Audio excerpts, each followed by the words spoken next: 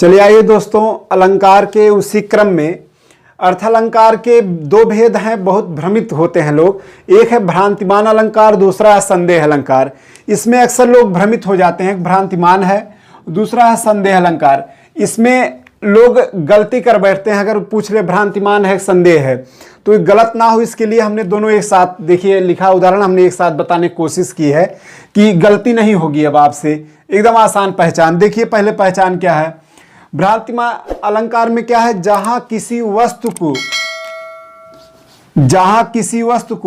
भ्रमवश अन्य वस्तु मान लिया जाता है, अन्य वस्तु मान लिया जाता है। तो यहां ध्यान देना क्या कहा जा रहा है? जहां किसी वस्तु को भ्रमवश अन्य वस्तु मान लिया जाता है। ध्यान देना, यही ध्यान देना, मान लिया जाता है। लेकिन संदेह अलंकार में क्या है? संदेह अलंकार में शंका बनी रहती है। यहां मानकर कार्य हो जाएगा, लेकिन इसमें जहां किसी वस्तु में अन्य वस्तु की संभावना यानी शंका की जाती है, अन्य वस्तु की शंका की जाती है, शंका की जाती है दोनों। अब देखिए यहां क्या कहा गया? भ्रमवश अन्य वस्तु मान लिया जाता है। इसमें अन्य वस्तु की शंका की जाती है। तो ध्यान देना, यहां कार्य हो जाता है, यही ध्यान देना है। यहां अन्य वस्तु मानकर कार्य हो जाता है, कार्य हो जाता है। लेकिन इसमें कार्य नहीं होता, इसमें कार्य नहीं होता। बस इतने अंतर है दोनों में। करें कि इसमें कार्य हो जाता है भ्रांतिमान में, लेकिन इसमें कार्य नहीं होता। उदाहरण देखिए, आप समझ जाएंगे। जैसे उदाहरण लिखा गया, करें मुन्ना तब मम्मी के सिर पर देख देख दो चोटी, भाग उठा भय मान कर सर पर सापिन लोटी। तो यहां देखिए लिखा गया कि कार्य क्या हुआ कि एक बालक है जो अपनी माता के सिर पर दो चोटी बाल था, उसे देखकर भाग उठा भय मानकर, यानी डर की वजह से भाग गया। क्या उसे भ्रम क्या हुआ? वो चोटी को सापिन माने सांप समझ बैठा भ्रम के कारण। और यहां देखिए कार्य यानी भ्रम बस कार्य भी हो गया। क्या कार्य हुआ? भाग उठा, यानी और सांप समझकर, चोटी को सांप समझकर वहां से भाग गया, यानी कार्य हो गया भ्रांतिमान अलंकार। लेकिन संदेह अलंकार में क्या है? कह रहे हैं कि यहां कार्य नहीं होता, केवल शंका बनी रहती है। कह रहे हैं कि सारी बीच नारी है, किनारी बीच सारी है, सारी ही किनारी है, किनारी ही की सारी है। एकदम आसान। यहां देखिए कार्य नहीं हुआ है, लेकिन एक शंका बनी हुई। कह रहे हैं कि द्रौपदी चीरहरण का ये वाक्य है।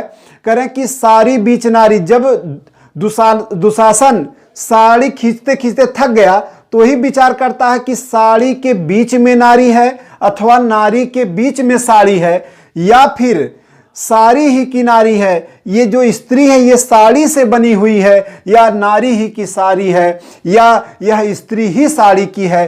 तो ये शंका बनी हुई, कार्य नहीं हुआ। इसलिए यहां कौन सा अलंकार? संदेह अलंकार। फिर देखिए यहां भ्रांतिमान में करें वृंदावन बिहरत फिरे, राधानंद किशोर, नीरद यामिन जान के डोले बोले मोर। ध्यान देना, यहां कार्य हो गया भ्रमवश। करें वृंदावन में जब बिहरत माने टहलते हुए, फिरे माने टहलते विचरण करते हैं। कौन कौन? राधा नंद किशोर, राधा जी और नंद किशोर अर्थात भगवान श्री कृष्ण जब दोनों लोग टहल रहे थे वृंदावन में, तो उन दोनों को क्या जानकर? नीरद यामिनी, नीरद माने बादल, यामिनी माने बिजली, बादल और बिजली को जानकर डोले बोले मोर, मोर भ्रम में पड़ गया।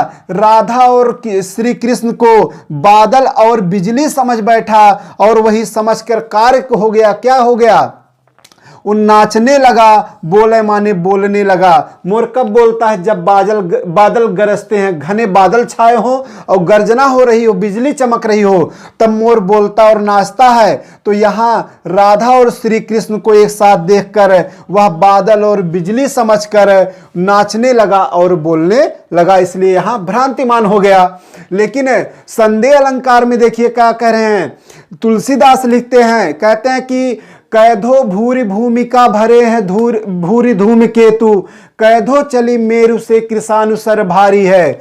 यहां कह रहे हैं कि कैधो, या तो यहां शंका बनिए, करें या तो इस आकाश मार्ग में पुच्छल तारे भर गए हैं। ये वाकिया है जब हनुमान जी के पूंछ में आग लगी हुई थी, तो उन्हें देखकर राक्षस ये अनुमान करते हैं, शंका करते हैं, संदेह है उनके मन में कि या तो आकाश में पुच्छल तारे भर, धूमकेतु माने होता है पुच्छल तारे, और कैधो चली मेरु से कृषानुसर भारी है, या फिर वो शंका करते हैं कि सुमेर पर्वत से कृषानु माने अग्नि की एक भयंकर नदी चल पड़ी है।